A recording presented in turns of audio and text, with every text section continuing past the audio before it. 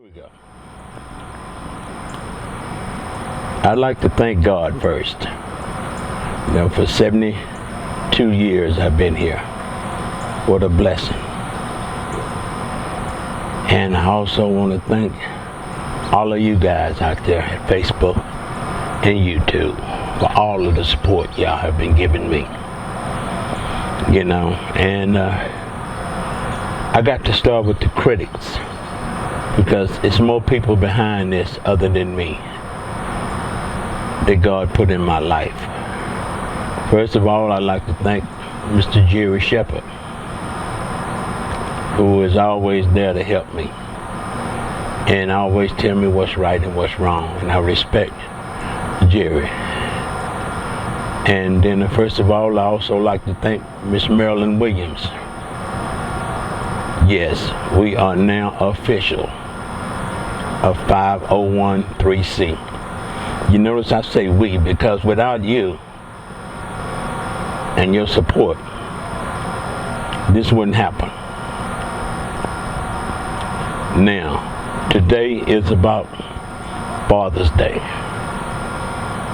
And I'd like to wish each and every one of you guys a happy Father's Day. I post a lot of things up on Facebook about Jack Gates' class of 1967. But let me put it this way. The heroes in my book that I finished with, number one is today being Father's Day. I want to wish him a happy Father's Day, Mr. Ronald Reed. I was raised up with Ronald Reed. We was the Cobb Street guys, Jerry Shepherd and them had the Canfield Oaks, the Ruth gang. Well, we had a Cobb gang. Wasn't very many of us living on Cobb because Cobb wasn't a very big street. It only ran from Holman to Rosewood, and it ran parallel next to Towester and Cleburne. And Ron Reed, Carolyn Reed, Paul Reed was all part of the Cobb Street gang. And Carolyn Land, Devon, Butch Woodard,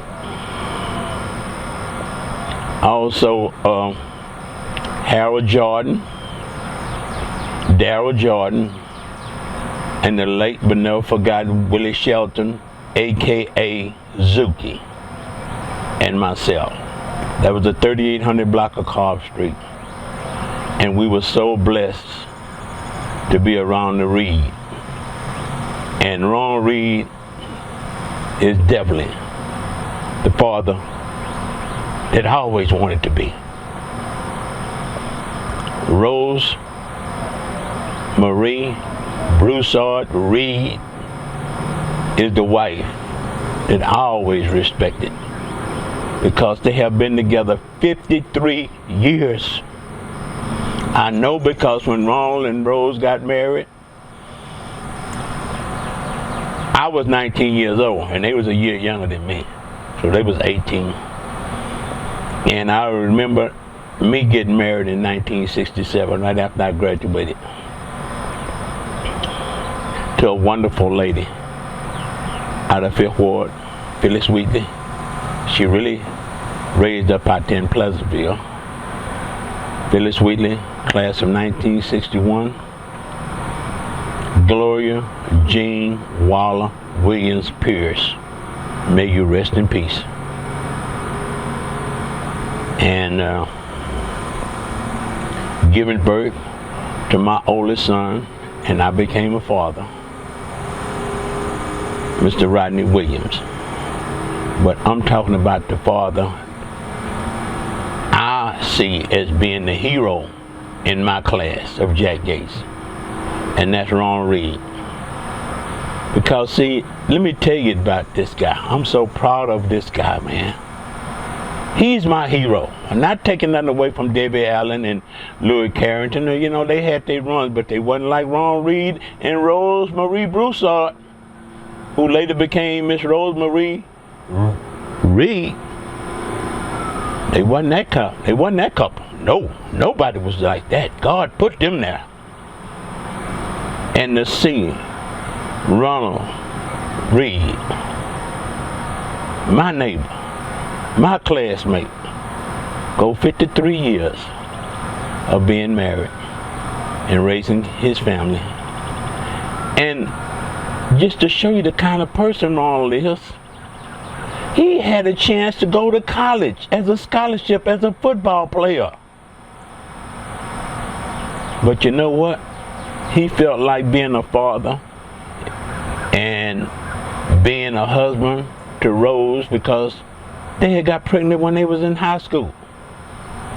And being a father, he neglected all of this. Because he could have been a professional football player, y'all. Really, he could have. But that wasn't in God's plan. That wasn't in Ron Reed's plan. He wasn't selfish. He loved his wife. He loved her since Miller Junior High School. That he was going to put all of that away just to get married and raise his family. But then that's dedication. That's true dedication. That's why I say he is the hero in my life coming up together. And I'm so blessed to know that I was around him and Paul and Carolyn growing up. And what can I say about Rose Broussard? Rose Marie Broussard Reed. She always was there with Ronald.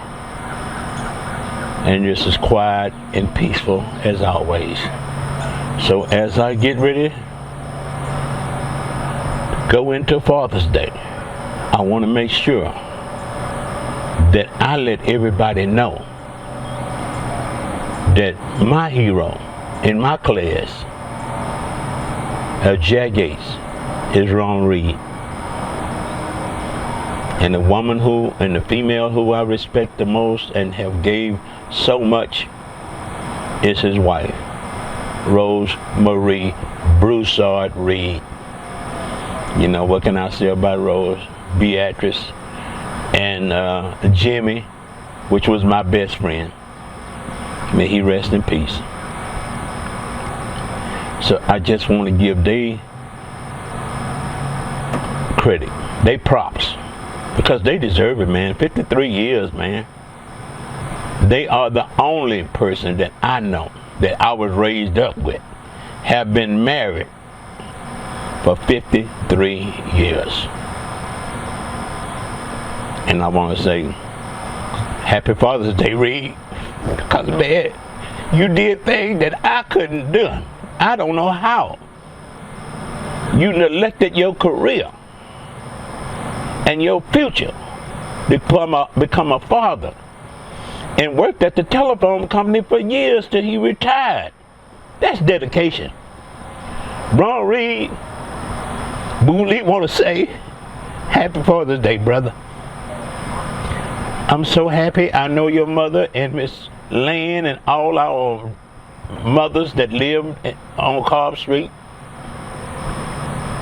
are up in heaven shouting, saying, Ron, you did it. Ron Reed, you are the man.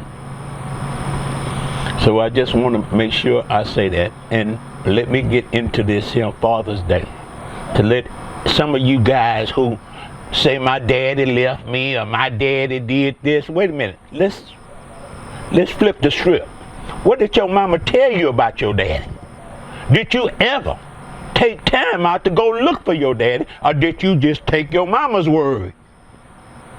Because see, sometimes these women get so complacent that they don't want the man to be the father to the child. So the only somebody that they really been around is their mama. The only version that they ever had of why the relationship didn't work, or why the father don't come around his child is the version that their mama told them. I'm taking this personal because it's the truth. That's why Mother's Day is such a bigger day than Father's Day. Because when I come from a broken family, I was raised up by my stepfather. My daddy lived 3,500 miles away from me up in Lansing, Michigan. And for the first time in my life, I was grown. And me and my daddy always had a good relationship, but I never really been around him. And for the first time, I said to myself, while my daddy was still living, you know, I never went up to Lansing, Michigan and been with my father for Father's Day. So I made it my point when I was about 51 years old. I flew up to Lansing, Michigan to be with my father for Father's Day. Because that's how bad I wanted to be with my father for Father's Day. My other three brothers, they was with my father every Father's Day, so it wasn't no big deal trying to be around their daddy for Father's Day. They had plenty of days to be around their Father's Day. But I'm talking about some of these boys that live right here in the goddamn city. Don't even want to pick up the goddamn phone and call their daddy for Father's Day. But you know what? God is good. The Bible says, honor their father and their mother. And some of you boys that want to talk about negative about your daddy, but you know what? God say honor them. He did not put no stipulation or that your daddy had to stay with your mama and your mama had to love your daddy. He didn't have none of that. And if you was a true son, you would find out the truth. Still hearing your mama's version. And your in-laws and your aunties and your grandmas and all the other people on her side who talk negative about your daddy.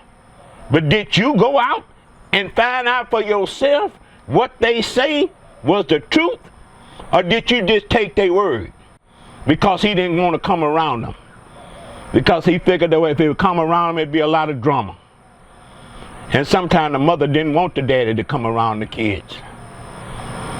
Especially when they had good jobs and they could afford to support the kids. They didn't want the kids to go around their daddy. But I was blessed with a mother that influenced me to go around my daddy. She knew I wasn't finna go up in no Lansing, Michigan where it's 30 below zero and 20 below zero and snow all the way up to the keyhole of the door past the window. But she always told me to call him.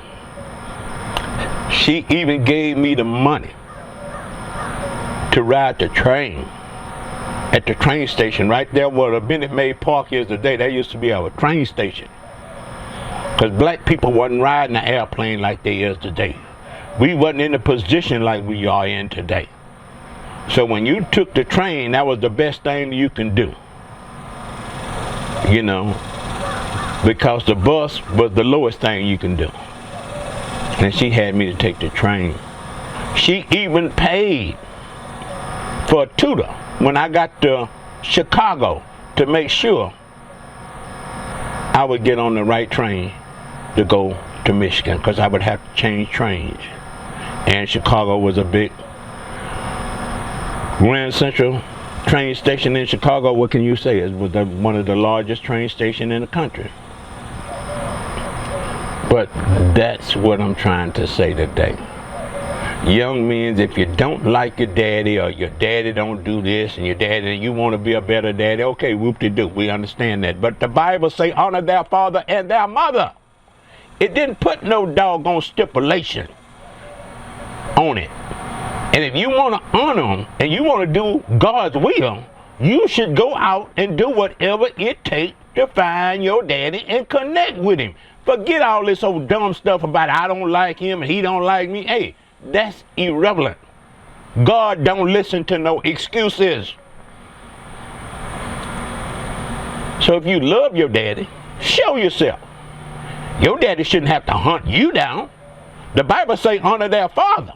It don't say a doggone thing about honoring their goddamn kids. So let me let this straight for you kids out there that's grown.